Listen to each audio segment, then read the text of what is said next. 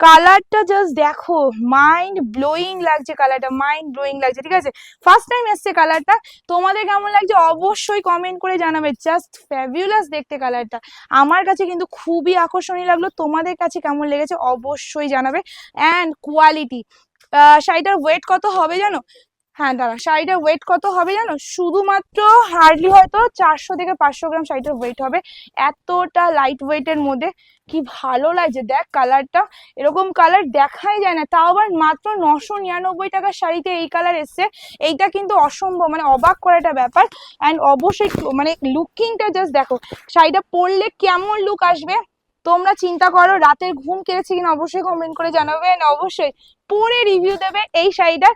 আর please শাড়িটার সাথে না এই ব্লাউজ পিসটা বানিয়ে পরো তোমরা, বিকজ এই শাড়িটার সাথে এই ব্লাউজ পিসটা পরলে আরো বেশি ভালো লাগবে। অ্যান্ড ডুয়েল টোনটা দেখে নাও, এই যাচ্ছে তোমাদের ডুয়েল টোনটা, ঠিক আছে। এস